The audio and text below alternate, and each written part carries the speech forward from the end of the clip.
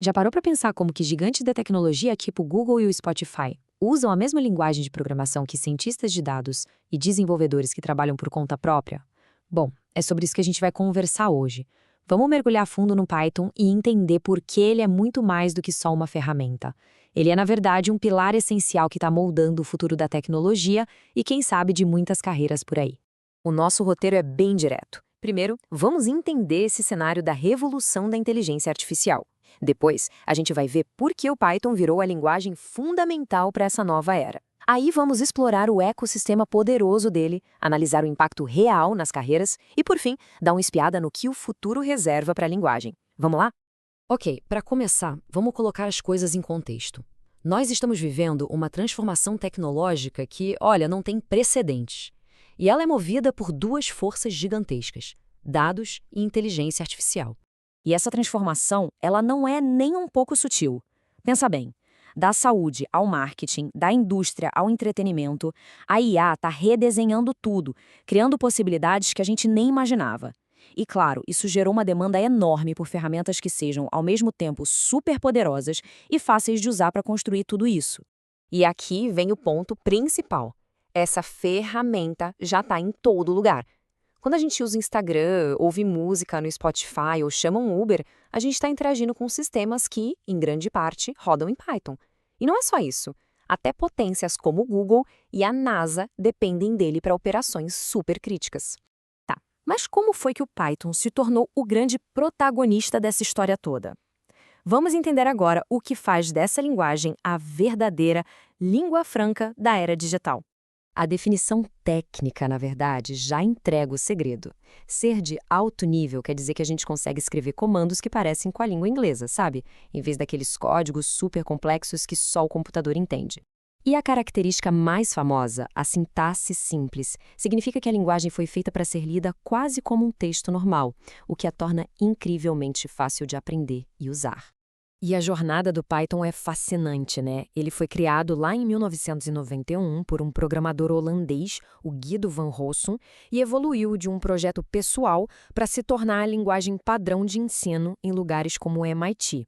Hoje, ele não depende mais de uma única pessoa. É um projeto de código aberto, mantido e melhorado por uma comunidade global de desenvolvedores.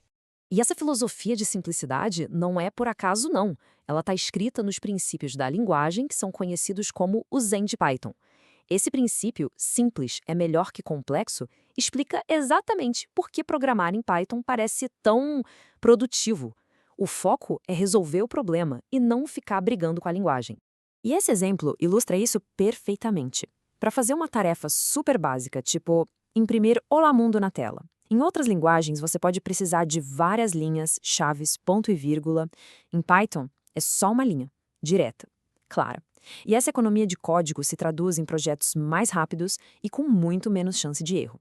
Agora, a simplicidade é só metade da história. O poder de verdade do Python não vem só da linguagem em si, mas do ecossistema gigantesco que existe ao redor dela. Essa analogia do canivete suíço é perfeita. Pensa numa biblioteca como se fosse um kit de ferramentas especializadas, criadas por experts no assunto e prontas para usar. Em vez de construir uma função matemática super complexa do zero, a gente simplesmente importa uma biblioteca e usa. Para quase qualquer desafio que se possa imaginar, de análise de dados à inteligência artificial, já existe uma biblioteca em Python. E isso economiza um tempo absurdo. E essa caixa de ferramentas é imensa. Quer construir redes neurais complexas, tipo as que reconhecem imagens? A gente usa TensorFlow ou PyTorch. Para tarefas de machine learning mais clássicas, o scikit-learn é o padrão da indústria. Precisa manipular planilhas gigantes com dados, nada ganha de pandas e NumPy. Precisa criar um site? Django e Flask estão aí para isso.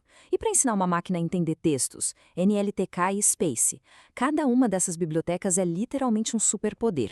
Certo. Vamos falar da parte prática, então. Como é que todo esse poder tecnológico se transforma em carreiras, em oportunidades de verdade no mercado de trabalho? Os dados mostram um domínio muito claro.